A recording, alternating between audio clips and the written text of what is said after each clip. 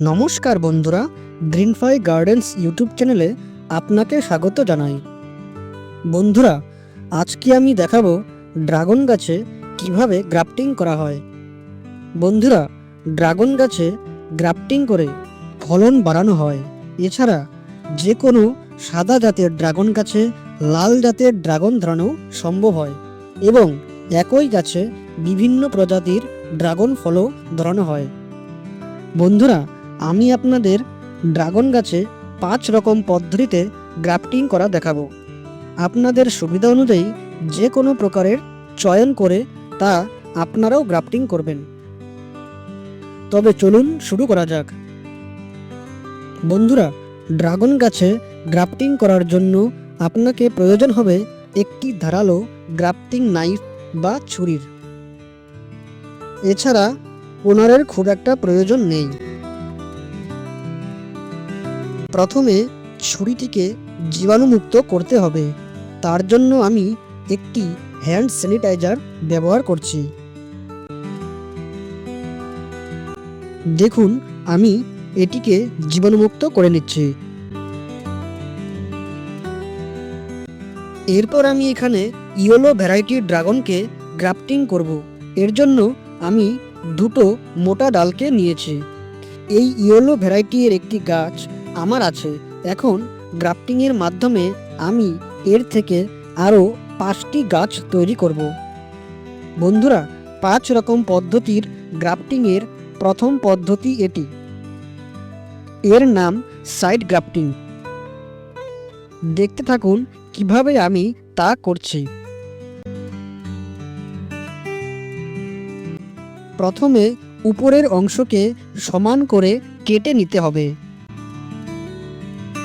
এখন 3 পাশের এক পাশ কেটে নিচ্ছি।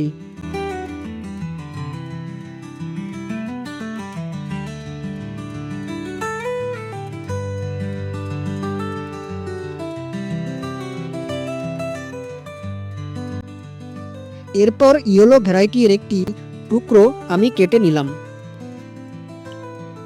এখন এটিকে 3টি পাশের 2 পাশ কেটে নিচ্ছি।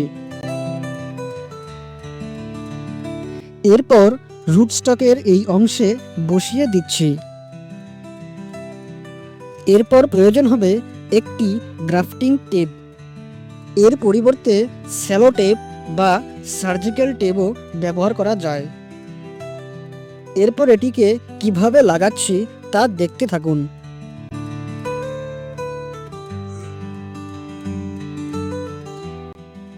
বন্ধুরা, আমি যেভাবে লাগাচ্ছি সেভাবেই লাগাবেন। গ্যাপগুলোকে কভার করে দিতে হবে।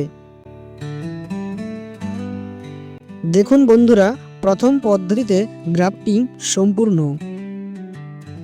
এবার দ্বিতীয় পদ্ধতি। এর নাম আপার হোল গ্রাফটিং বা উপরে ছিদ্র গ্রাফট। এই পদ্ধতিতে রুটস্টকের সরাসরি উপরে গ্রাফটিং করা হয়। দেখুন, একইভাবে প্রথমে উপরের অংশকে সমান করে নিচ্ছি। এখন ইয়েলো ভ্যারাইটির একটি টুকরো শিয়ন কেটে নিচ্ছি। এখন রুটস্টকের উপরে তারকাটা দিয়ে ছিদ্র করে নিচ্ছি। দেখুন,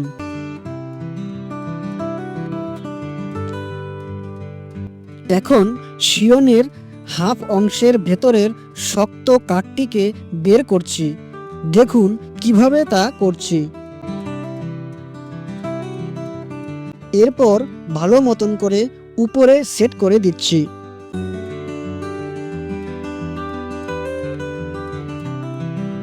এখন একইভাবে গ্রাফটিং টেপ লাগিয়ে দিচ্ছি।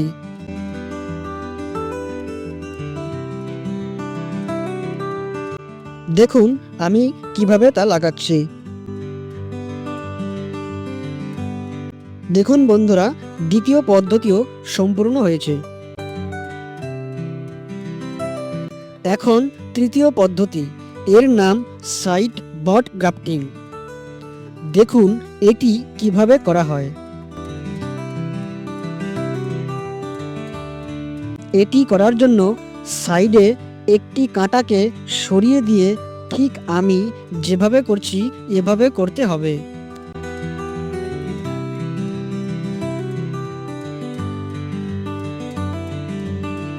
এরপর শিয়নের একটি কাঁটা সমেত এমন একটি টুকরোকে বসাতে হবে। দেখুন কিভাবে তা করা হচ্ছে।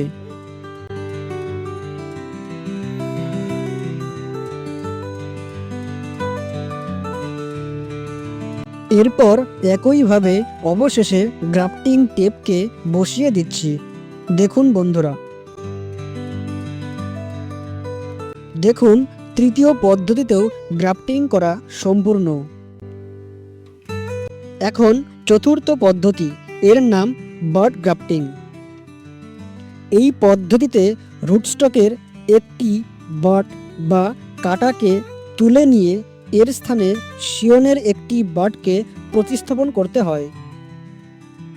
দেখুন এই পদ্ধতি কিভাবে সম্পন্ন হয়। দেখুন আমি শিয়নের একটি বাডকে কেটে নিলাম। এরপর রুটস্টকের একটি বাডকেও কেটে নিচ্ছি।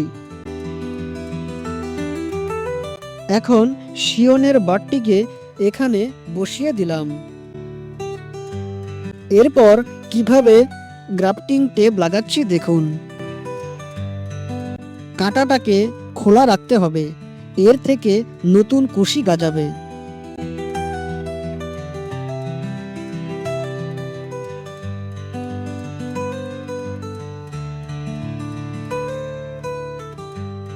দেখুন চতুর্থ পদ্ধতিও সম্পূর্ণ। এখন সর্বশেষ পদ্ধতি বা পঞ্চম পদ্ধতি। এই পদ্ধতি বিগিনারদের জন্য খুবই একটি পছন্দের পদ্ধতি। এই পদ্ধতিতে গ্রাফট করা খুবই সহজ। এর জন্য প্রতিবারের মতো এটিকেও উপরের অংশকে সমান করতে হবে। দেখুন, এরপর শিয়নের একটি টুকরো এভাবে সিম্পলভাবে বসিয়ে দেবেন। দেখুন আমি কিভাবে তা বসাচ্ছি। এরপর ভালোভাবে গ্রাফটিং টেপ দিয়ে মুড়ে দেবেন। দেখুন কিভাবে তা আমি করছি। বন্ধুরা, গ্রাফটিং করার সময় লক্ষ্য রাখবেন রুটস্টকে শিয়নের নিচের অংশটি যেন বসানো হয়। ভুল করে ওপরের অংশ বসানো হলে গ্রাফটিং কখনো সফল হবে না। দেখুন বন্ধুরা, পঞ্চম তথা সর্বশেষ পদ্ধতিও সম্পন্ন হয়েছে। এখন এই গ্রাফটিং করা চারাগুলোকে একটি ছায়াযুক্ত স্থানে রেখে দেবেন। 15 থেকে 20 দিনের মধ্যেই এতে নতুন কুশি জন্মাবে। আর অবশ্যই লক্ষ্য রাখবেন রুটস্টকের অংশে যদি কুশি বের হয় তা কেটে দিতে হবে। দেখুন গত বছর আমি ভিয়েতনাম হোয়াইটের ড্রাগন গাছে পিঙ্ক রোজ গ্রাফটিং করেছিলাম। কত বড় হয়েছে এবং এবছর এতে একটি ফলও হয়েছে। শর্টসে এই ভিডিওটি আপলোড করা আছে, তা দেখতে পারবেন। এছাড়াও কিছুদিন আগে আমি এটিতেও হলুদ ড্রাগন গাছে গ্রাফটিং করেছি। দেখুন বন্ধুরা, আজকের ভিডিওটি এখানেই শেষ হলো। পরবর্তী গাছপালা সম্পর্কিত গুরুত্বপূর্ণ ভিডিও পেতে আমার এই চ্যানেলটি সাবস্ক্রাইব করে পাশে বেল বটনে ক্লিক করে রাখুন। ভিডিওটি শেষ পর্যন্ত মনোযোগ দিয়ে দেখার জন্য আপনাকে অসংখ্য ধন্যবাদ।